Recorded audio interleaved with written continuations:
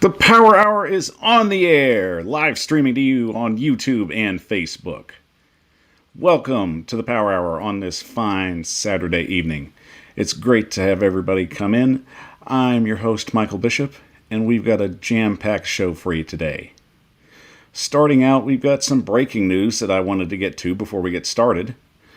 CBS reports that the Washington football team is prepared to start unveiling their new logo and their new name by early 2022. This reported by the Washington Post.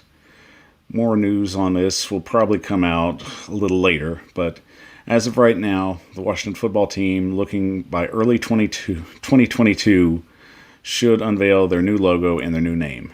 And I'm sure we'll have another debate on this another day, but just breaking news, wanted to get that out first before we got the show officially started.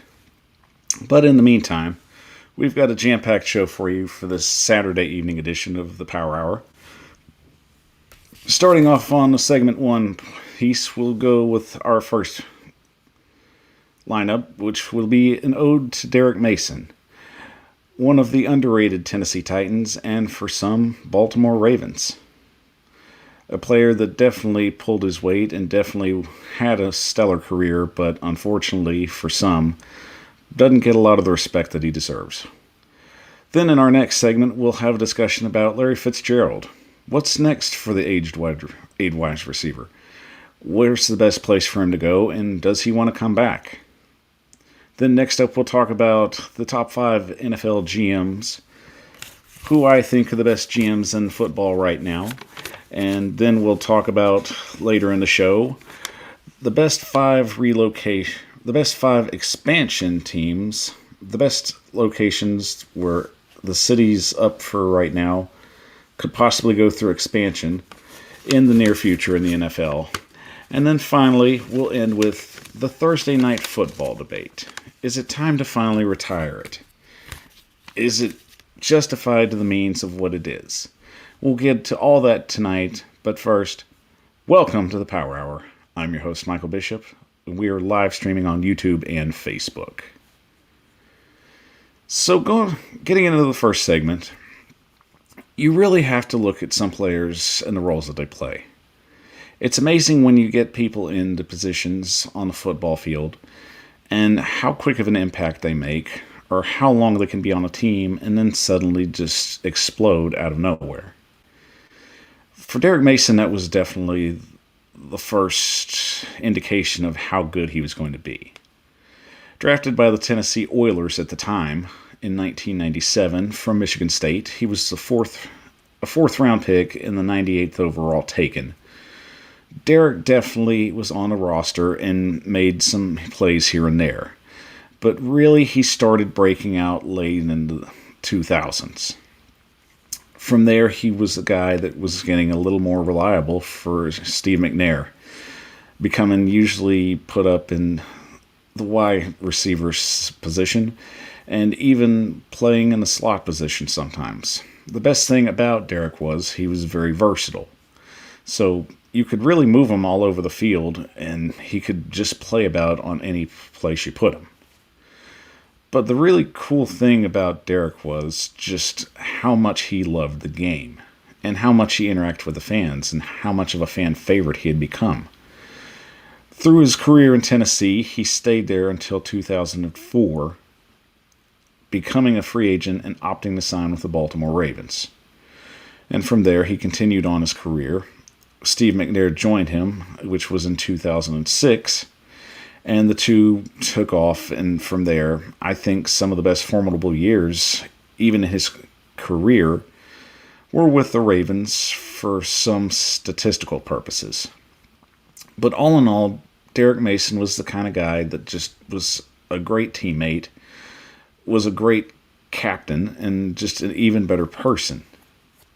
He was the kind of player that just, when he was out on the field, guys just gravitated to just his infectiousness of how much he loved the game and how competitive he was. And he did this up until about 2011, and then he bounced from 2 teams. One was with the New York Jets, and then with the Houston Texans. And from then, he retired officially as a Baltimore Raven. So, throughout his career, Mason put up was in two Pro Bowls, had 943 catches, 12,061 yards, and 66 touchdowns. Quite a feat for a player that was drafted in the fourth round. In fact, you don't see a lot of guys in the fourth round that have that kind of breakout potential, especially buried in a depth chart and eventually getting to the point where they have an opportunity to step on the field and make plays. But for Mason, it was a special circumstance where he did come in, where it seemed like the Tennessee receivers at the time just couldn't stay consistent, and you had injuries coming up here and there. It just seemed like his time just came, and he answered the call when it was time for him to come.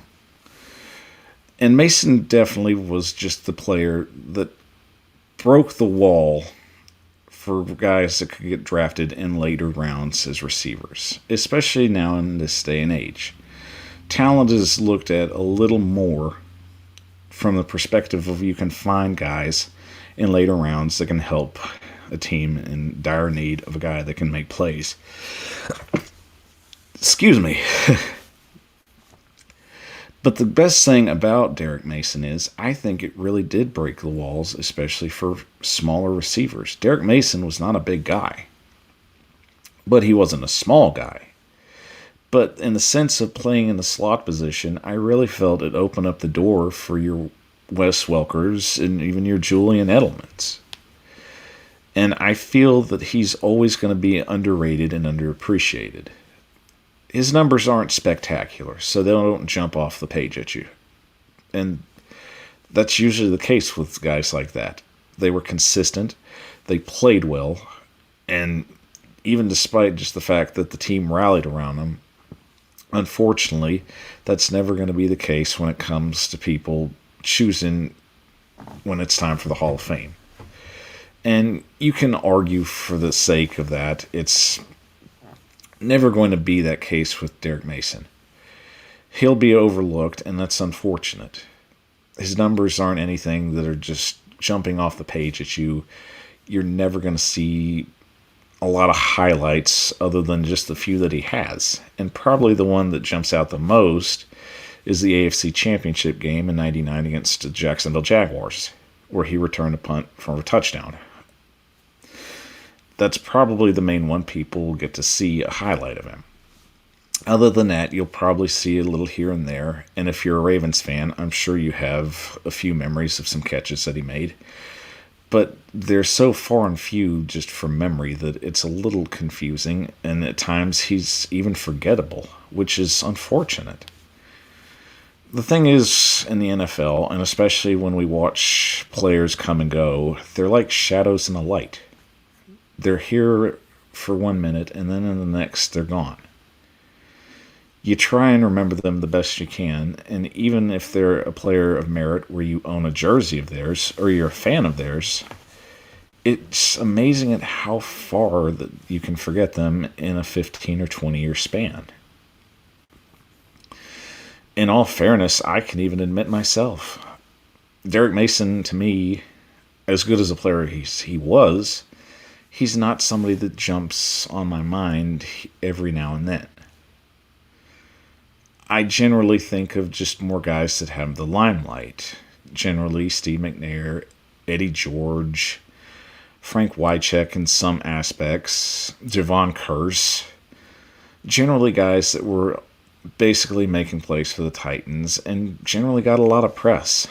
And the sad thing is, for the Tennessee Titans, they've been a team that's lacked a lot of receiver power.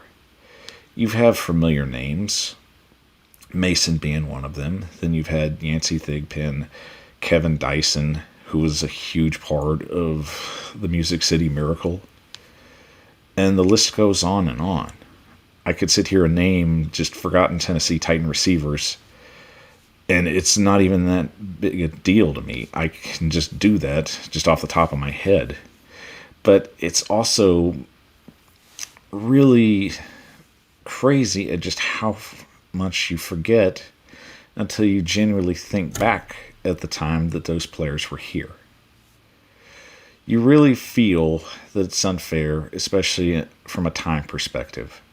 Guys that shined and helped a team, especially in an age where they were trying to get on their feet and be relevant, they're the ones that work the hardest. And unfortunately, it seems like time doesn't do them any favors and puts them in the back of people's minds. And as much as we want to try and show reverence to those players and to show that they meant something and those years that they played meant something, we just tend to forget because it's human nature. The NFL moves forward. Life moves forward, and we move with it. But that doesn't mean we should forget about the ones who came before and really inspired us, especially when they were playing their hearts out, and it really caught our attention, and it caught our hearts even. So for Derrick Mason, I truly just give my appreciation for the time that he was with the Tennessee Titans. And if you're a Baltimore Raven fan, I'm sure you appreciated him just as much. Especially the fact that he really made a lot of plays for you guys just as much as he did for the Titans. And guys like that shouldn't go unforgotten. They may not end up in the Hall of Fame. They may not end up having their number retired. But the fact is, it's that they inspired us. And at that point in time, they meant something. And they'll always mean something. So for Derrick Mason, I definitely just tip my hat to him. And I say thank you, sir, for what you did for the Tennessee Titans and for the NFL. It's hard to be underrated. But just know you'll never be underrated in the hearts of the fans that you captured. Well, guys, that's the end of our opening segment.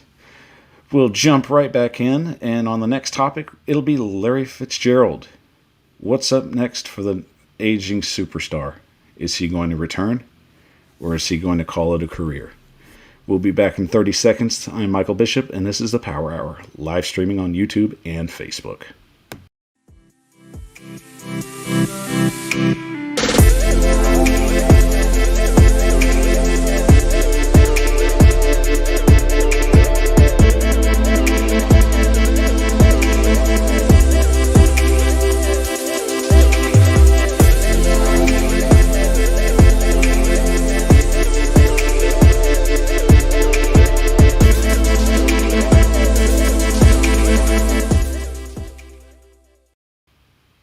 The Power Hour is on the air, live streaming to you on YouTube and Facebook. I'm your host, Michael Bishop, and thank you for joining us on this Saturday evening edition of the Power Hour. Just wanted to remind you guys that starting next week, the show will go on a Monday at 7 p.m. format. So this will be the final show of the full week that we've had, and I've enjoyed it immensely. It's been a lot of hard work, especially the fact that I'm a 9-to-5 guy. I'm generally up at about 4:30 to 5 o'clock in the morning. I go to my job, I work there, I come back as soon as I can, and I start prepping for the show. And a lot of it wouldn't have been possible without the help of my wife, Jessica, who's really helped me get everything together, especially the set, and giving me time to write a lot of my notes and get all my ideas together for what I need to do for the show. So she definitely deserves a big round of applause for all that she's done this week. And especially just all in all. She's been an amazing support, and I just want to give my support to her. And I say thank you, sweetheart. I appreciate you. And if you're watching, I love you. In general, right now, I'm just excited for how far the show is going to continue to go. I'm happy the fact that people are catching on the show, and if you're just joining us now and watching, the show's going to improve, and I'm going to continue to make sure that that happens. I want the show to be successful. I want everyone to come somewhere where they can hear good Tennessee Titans news and also NFL news in general. But I know it's going to take a lot of hard work, and throughout the process, I'm willing to put in that work. Granted, I'm going to be only doing one show a week, but I'm going to make sure that that one show is jam-packed with information and stats. And eventually, when the season starts, everything that goes along with it, including game scores, breakdowns, and injuries. Because I want people to come to this show and just continue to come and see what we can do and just make this a better format for everyone. And also, I'm hoping that everybody gets more involved and gives opinions and even like things they would like to hear on the show. I'm open to any kind of format. I want to make it a show where you would like to hear your ideas and your options out there. So if you have any suggestions, please message me. I'm more than happy to take them and try and break it down into something where we can sit and listen and eventually even interact and get ideas and go from there. That being said, I'm very excited for the future of the show, and I'm very excited you continue to keep choosing the show, which is the Power Hour, live streaming on YouTube and Facebook with your host, Michael Bishop. Getting into segment 2. Larry Fitzgerald's still waiting right now to decide what he wants to do. And it's not a shock right now. Most players, especially the seasoned vets, training camp's not really that big a deal for them. Usually, depending on if they know they're going to return to the team that they've been to, for Fitzgerald to be the Arizona Cardinals right now, that door hasn't completely closed. But also at the same time, it seems like there's 2 other options at this point, besides returning to the Cardinals. And it will boil down to basically, does Larry Fitzgerald want to play somewhere else if someone needs him? Or does he want to retire? And let's be honest, if Larry Fitzgerald retires, I'm not too worried about him. He's been on Westwood One as a guest analyst, and he does a great job. And if he decides to go into television or radio, I think he'll do good at whichever he chooses. He's got great insight. He knows the game, obviously. And I think he's got a great personality. He always has. He's a very likable person. And I really feel if you were looking at a TV aspect of it, I think he'd be a great fit on Fox or CBS or even NBC if they wanted to extend the panel. He has great insight. He knows the game, and he's easy to talk to. He's just a guy you just genuinely like seeing. He's always in a great mood, and nothing brings him down. And that's just the best part about Larry Fitzgerald. There's nothing to not like about him. The man generally just looks like he's always in a good mood, and he's that guy you want to be around because he just puts out an infectious just feeling of just good vibes. That's just what you always get with Larry Fitzgerald. But for the 2016 Walter Payton of the Man Year winner, it really comes down to just how he's feeling health-wise. Does he feel he can go through what's going to be an already challenging NFL season with an extra game added on? Is he going to be able to contribute? And will he be able to stay healthy, especially if whichever team he chooses has a chance for a postseason run? And really, it boils down to 3 teams. And if you're an 11-time Pro Bowler and you've made the NFL 100 all-team, you really have earned your right to choose where you want to go. And there's a couple options I think that might work.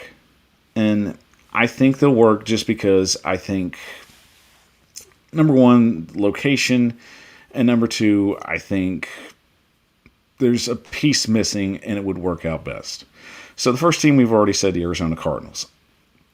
The owner's already come out and said that there's nothing that they haven't judged or ruled out. That if Larry was willing to come back and maybe if they could work out some kind of structured contract, then it's very possible that he could come and play for the team. I don't see that door shut. Now, the next team would be the Pittsburgh Steelers. And they still need a lot of help. Juju Smith-Schuster is going to have somebody to take a little pressure off of him. And as long as the Steelers are going to throw the football, and if Ben Roethlisberger can stay healthy and throw the football, I don't see that as being a bad option. I think Larry Fitzgerald doesn't have to go there and be the guy. He can be a guy that can, draw a distraction.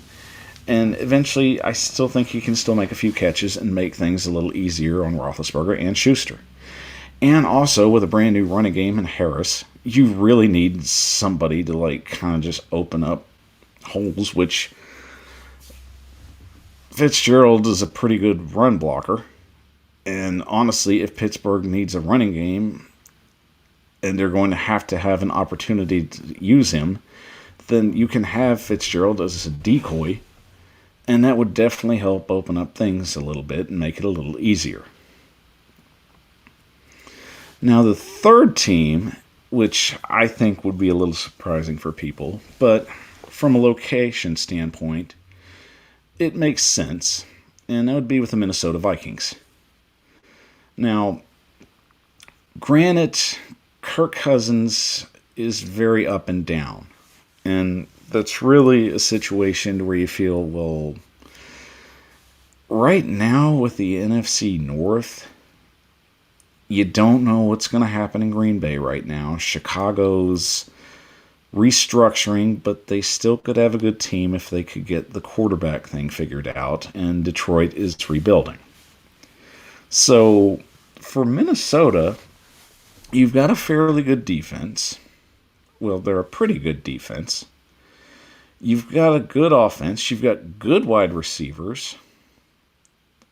But you've also got an opportunity to bring in an aged veteran with the young receivers that you have that are budding superstars, possibly.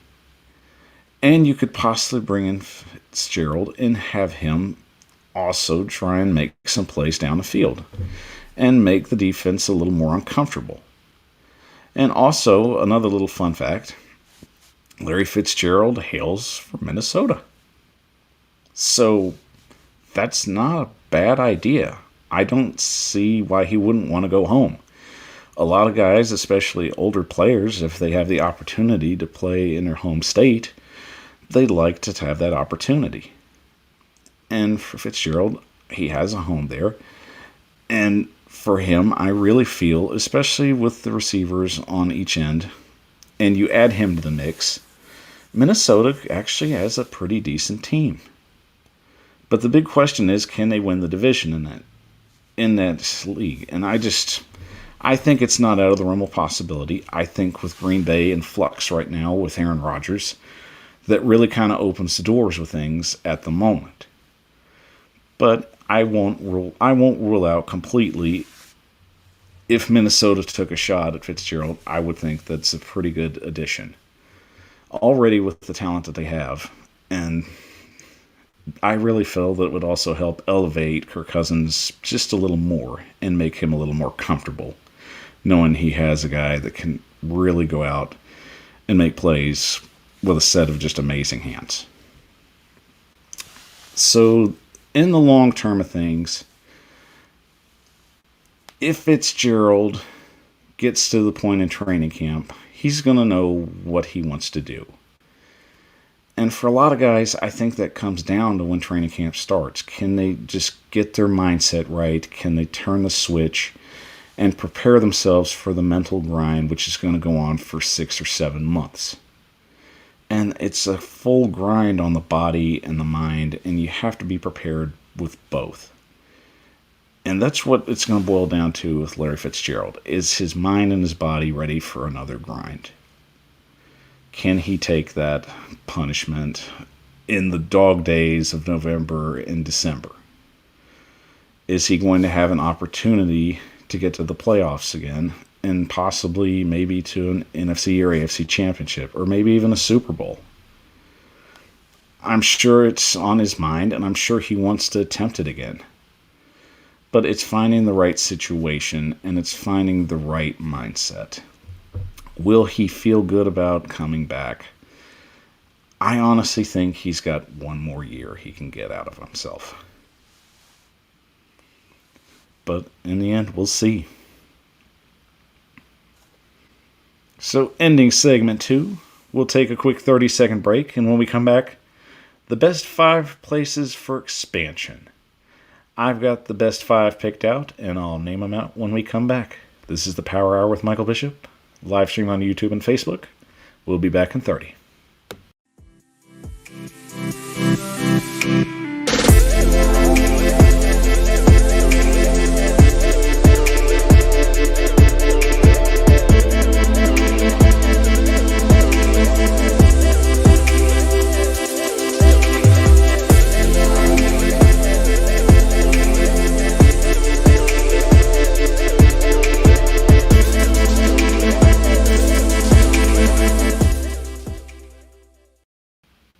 The Power Hour is on the air, live streaming to you on YouTube and Facebook. I'm your host, Michael Bishop, and once again, thank you for joining me on this Saturday evening. Going into this next segment, everybody feels that there's a lot of great locations, especially for the NFL expansion, if it ever comes back. And the NFL hasn't had an expansion set since 2002, which brought back the Houston Texans. And ever since then, there's been a lot of ideas and a lot of suggestions for expansion to go to these areas and cities and possibly set up. Now, there have been reports saying that the NFL could possibly set up from about maybe 38 to even 40 teams in the near future. I don't think it'll happen now, but it may happen down the road. It's no secret that they've been trying to move the needle, especially overseas. The NFL's been hosting at least 2 games a year in London. They host a game in Toronto, and they host a game in Mexico City. So it's obvious they want to extend into international waters. They want to see if they can push their brand overseas. And it's done very well for the most part. But it's a long stretch, especially if you're an opposing team that has to make that kind of traveling arrangements. Granted, you have it work in Major League Baseball, and you have it work within the National Basketball Association. So it's not out of the realm of possibility. But for the teams that I've chosen, I chose cities that were here in the United States. We'll keep things simple. Yes, we know the 3 teams overseas. They've expressed interest. There's even been reports where it's like they'd like to try and move on this. But I looked at the areas that I chose basically through tradition, history, and even just interesting locale points where I think that would be a big draw for the NFL and just potential fan bases. So we'll get started right now. And the first one up would be St. Louis.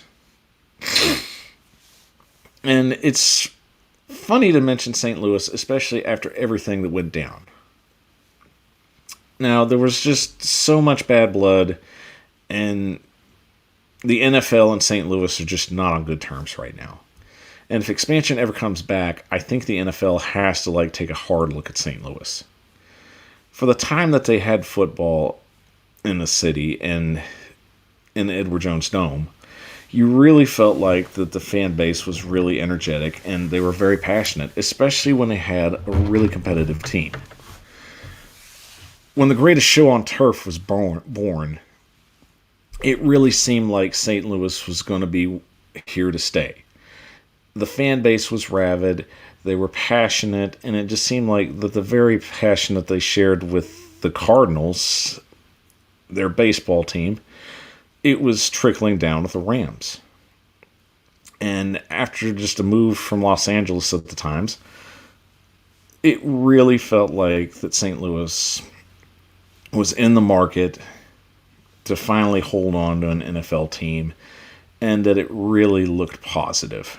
It looked like that this was where they were going to plant their flag for good.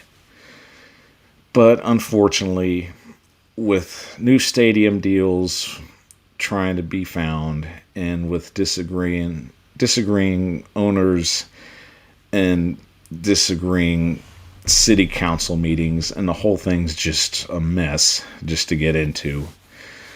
Basically, it's an owner saying, I don't want to leave the city, but I kind of have deals in my back pocket.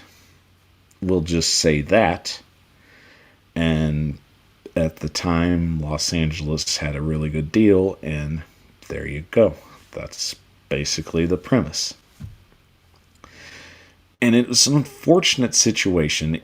Even with attendance going down, it seemed like that St. Louis was really starting to bring back football and embrace it.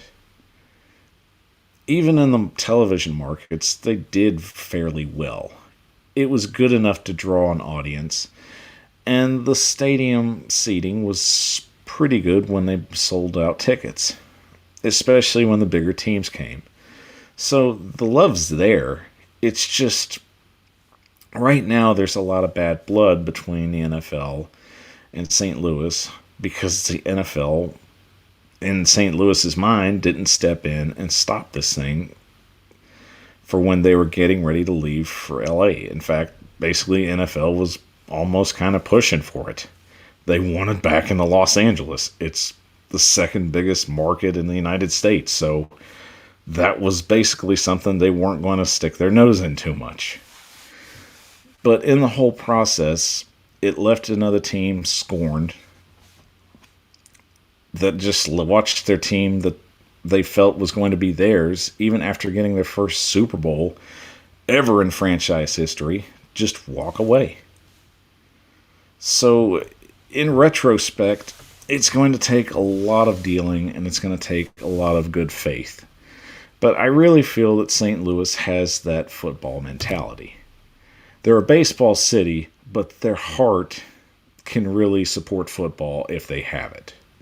So for me, it's an easy pick for the NFL to try and mend that fence and bring it back.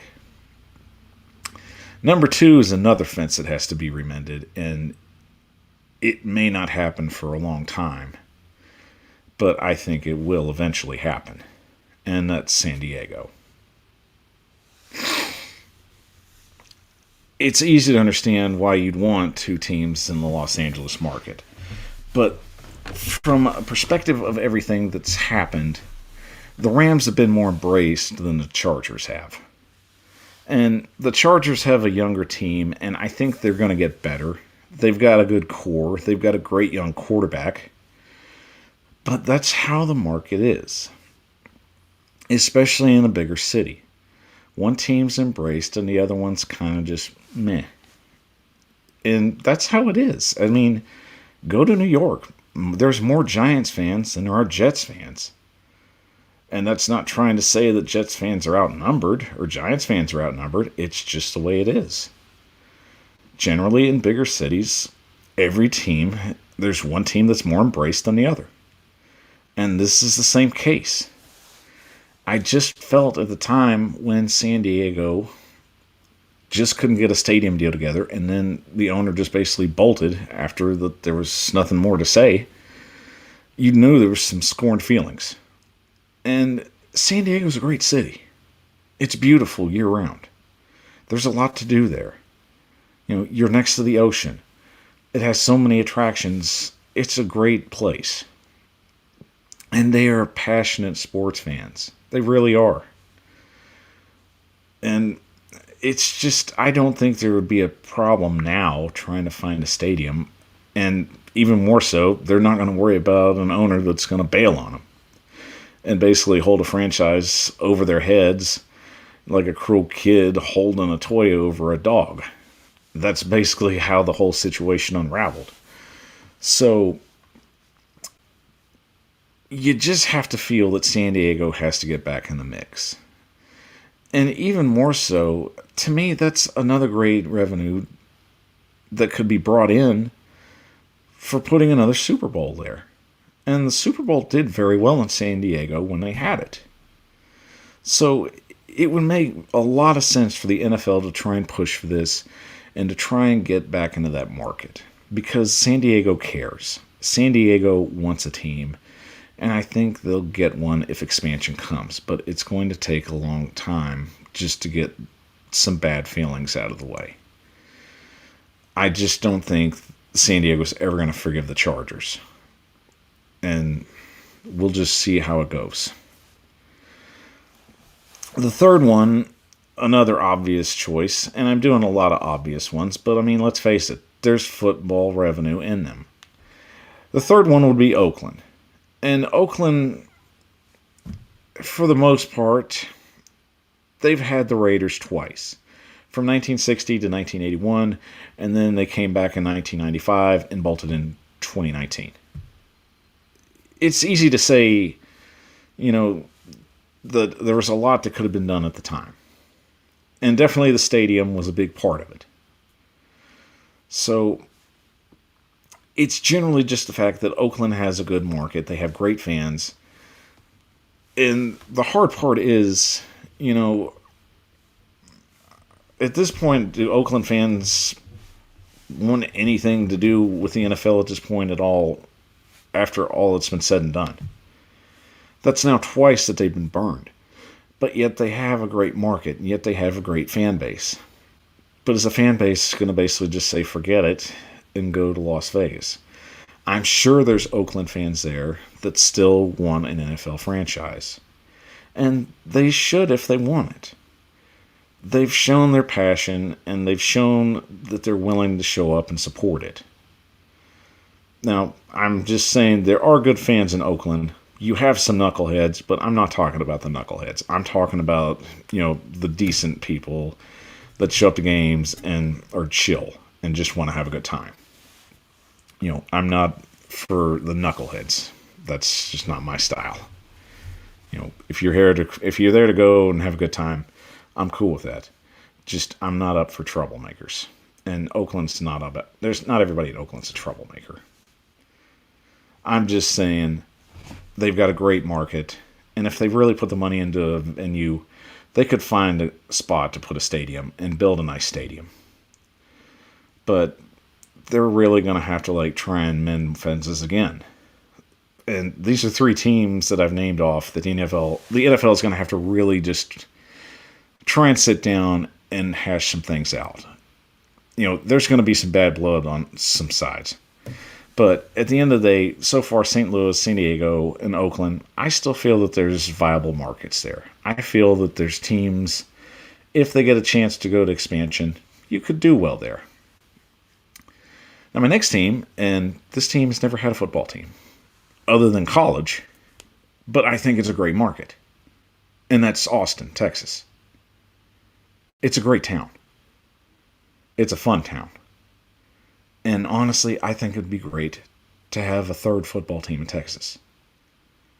I mean, I don't see why that would be so far-fetched. You've got 3 football teams in the New York area.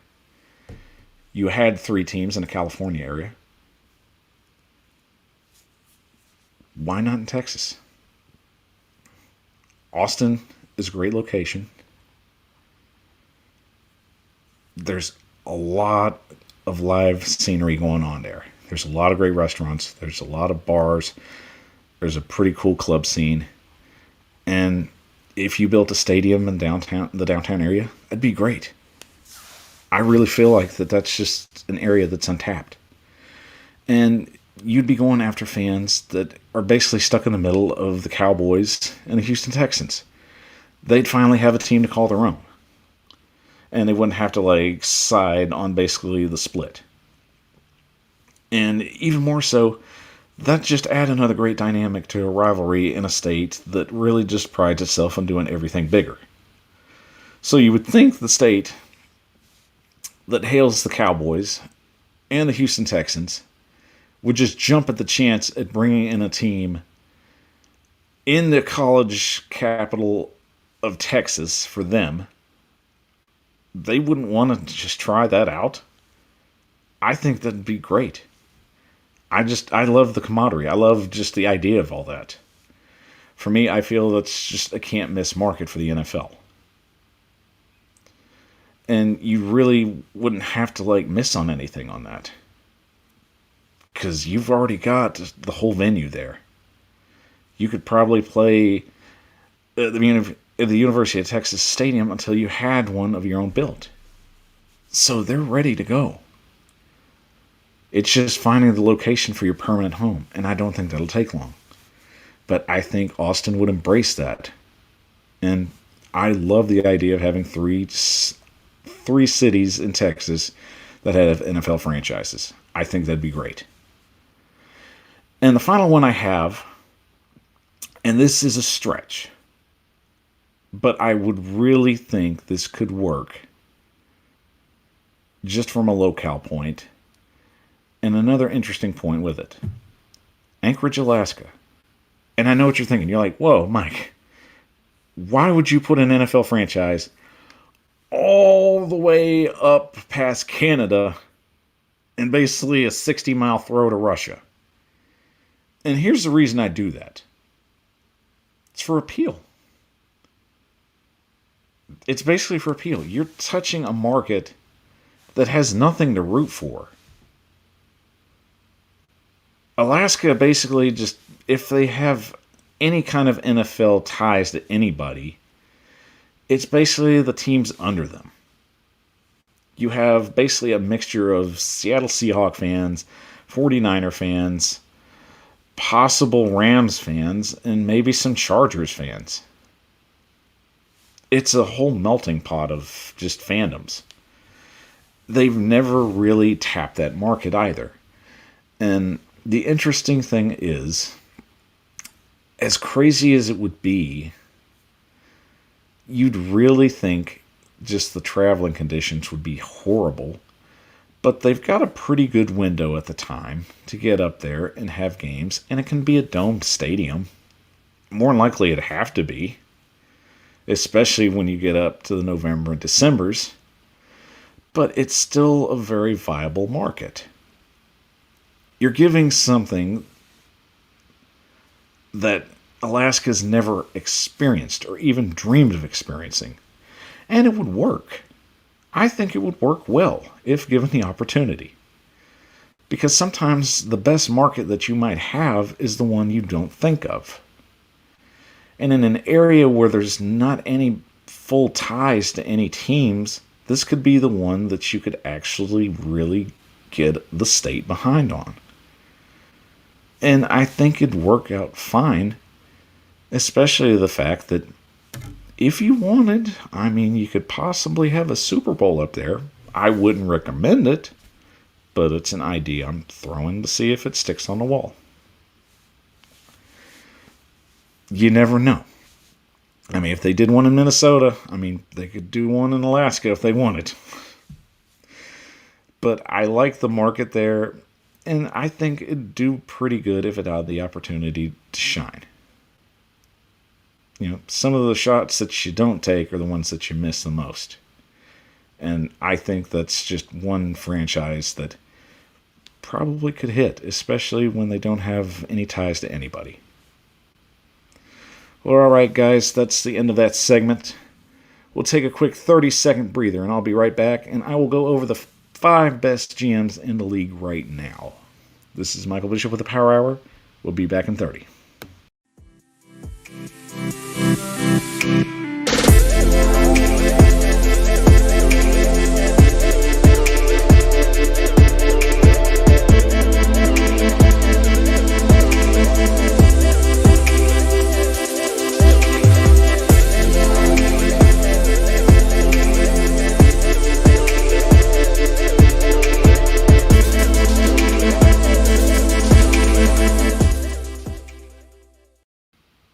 The Power Hour is on the air, live streaming to you on YouTube and Facebook. I'm your host, Michael Bishop, and thank you for joining me on this Saturday evening. We've broken down some pretty awesome topics so far, guys, but now to the next one. We'll be discussing, in my opinion, the 5 best GMs in the league right now. And over the last 6 or 7 years, you've seen a lot of comings and goings, especially in the GM position. It matters to find the right kind of guy that can build a team from the ground up. And especially if it's a guy that can come and get free agents, can draft players at a very highly successful rate, send out promotions that really engage fans, and also find brilliant-minded football people, basically head coaches. And I'm going to break down the top 5 right now. And number 1 on the list right now, no surprise, is Jason Light from the Tampa Bay Buccaneers. You know, in the last 2 years, I think Light has done probably the best job out of a lot of these GMs. And it really just goes to show that Tampa Bay was really just going all out to try and bring in a winning culture. Something that they've lacked since the John Gruden days. And they went out, they took their shot with Tom Brady, and it worked. They brought in Bruce Arian, who was already basically going to run the show, but he knew what he was getting when Tom Brady came in. And then Light just goes out and he basically brings in veteran talent. Guys that have won in places but never had a lot of success. You had Ndamukong Suh. You've had just a whole slew of players, really, just off the top of my head. But then you've had guys that were drafted with the team. You've had Evans. You've had... I'm drawing a blank, and I'm sorry, but the Tampa Bay Buccaneers drafts have been very successful, and they've not had a lot of misses. And the veteran presence that they brought in, with Sue, just so many just miss in my mind, and I'm sorry about that. But throughout the whole process, they built a roster that Tom Brady could feel comfortable around. And there was already young talent at wide receiver and at the tight end position. So I knew what he was doing. He basically told Tom, look, I've got young talent on the offense, and I've got veteran talent on the defense. All we need is you. And that's the selling point. And that's why the Bucs are Super Bowl champions because of it. It's good. It was a good system he set up, and I think it's going to be good for years to come. Granted, they're going to have to figure out whatever they want to do with the quarterback position in the future. But right now, they're not going to worry about down the road when they have to focus on the now. Next up, you've got Brandon Beane from Buffalo. And some will say that, well, Sean McDermott really has the upper hand in things, but Beane's still a big part of the... He's still a big part of the environment, and he's still a big piece of the puzzle. Because it was really his decision to bring in Josh Allen. And with that, it really changed the face of the franchise. You got a guy that can basically solidify your offense for maybe the next 10 to 12 plus years. And I feel that way about Allen. I feel like he's generally just that guy that everybody kind of slept on, but he had the talent to back it up. Then you bring in Stephon Diggs, and you build around the defense. You continue to elevate the culture of winning in Buffalo. And it's something they haven't had a lot of in the last decade. And it really just goes to show at this point, McDermott and Beane are on the same page. They're working together. They're basically, to me, what Seattle Seahawks had in the early 2010s. And I could even see them elevating to a Super Bowl soon, if not sooner than later. Next up, you have Brett Veach from Kansas City. And it's no surprise. The man's basically turned everything to gold that he's touched. Patrick Mahomes, I know Andy Reid had a big decision in that as well, but Veach was also the one that also had a big say in that.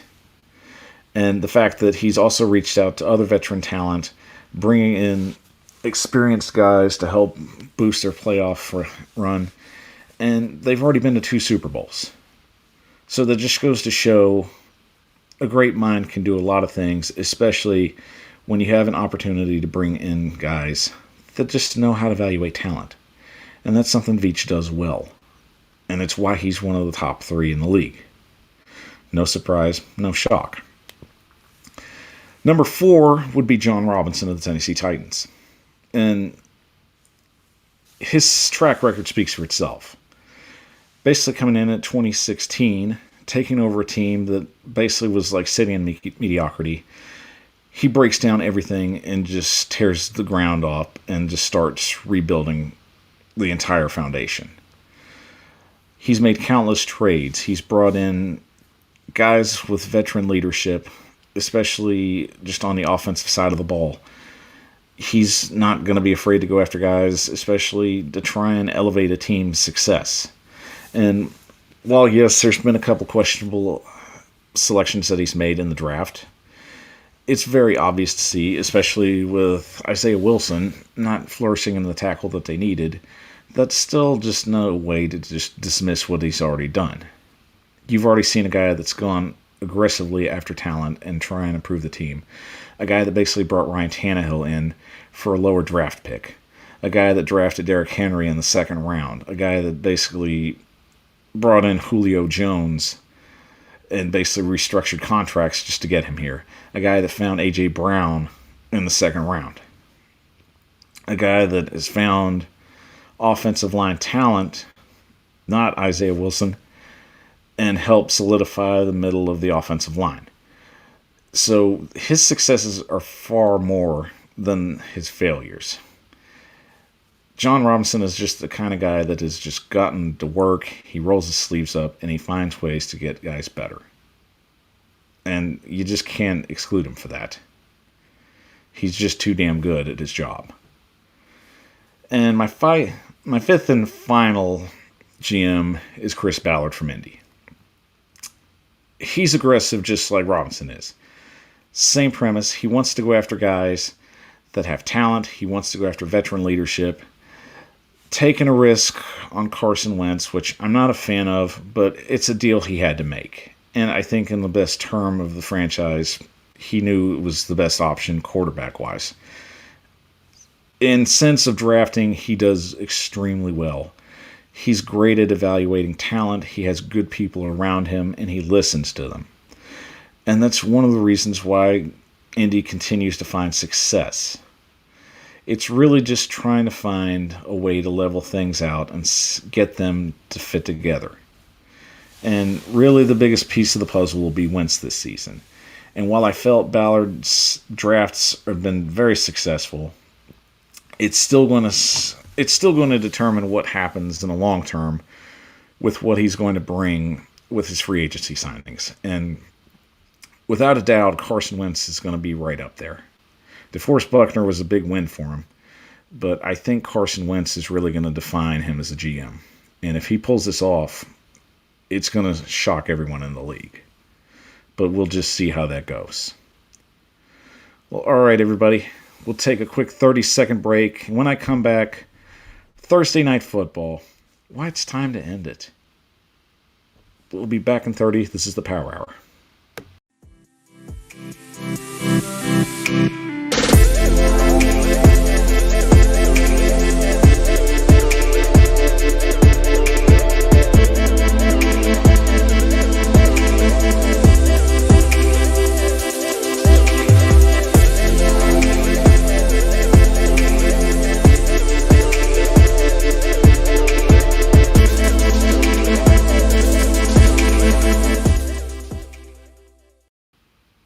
The Power Hour is on the air, live streaming to you on YouTube and Facebook. I'm your host, Michael Bishop, and thank you once again for joining me on this wonderful Saturday evening. We've had a great week, everybody. I've had so much fun putting together these shows for you. It's been a lot of work, but it's paid off tremendously, and I'm very happy to have everyone here and even put in their input and their comments. It's been great.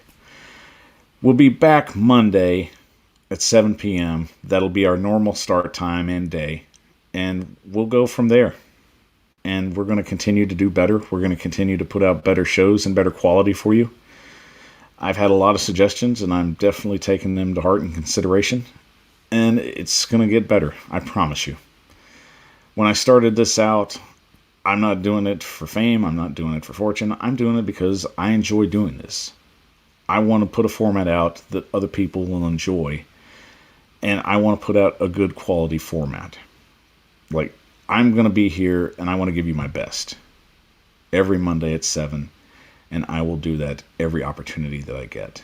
And for this entire week, I thank everyone. And I am just so appreciative of just everything that you've done and you've said. It means a whole lot. And it just encourages me and inspires me to continue and to just continue to give you my best. And I won't give you anything short of my best. And in our final segment tonight, I'm going to break down Thursday Night Football and why it's time to just close the book on it. Sometimes good ideas just don't last. And really it's basically from a statistical point where it kind of outweighs of what you're trying to improve on. Don't get me wrong. I still think there should be NFL games on Thanksgiving. That's fine. I've always been for that. The NFL does great on holidays. They always have. But it just seems ever since the inception of Thursday Night Football, I was a fan of it at first. I like the idea of having a Thursday night game on a regular season. The problem is, it's the quality of the game. You don't know what you're getting. And generally, if you're the team that's traveling, it's not favorable for you. And it's shown that over the last basically years that we've seen just bad quality matchups. Guys are having to rush. Guys are having to prepare on the fly. Say you're a team that performed on Monday night, and now you've got a Thursday night game. Well, basically that means you have a day off to recover. You've got 2 days to prepare, possibly get a walk-in on game day, and then play the game. You're going to be wiped out, man. It's one thing doing it for a holiday. The Cowboys have been doing it for years, so they knew what to expect. Detroit's done it. And to a certain extent, you've had mixing and matching between other teams on a Thursday night matchup and Thanksgiving.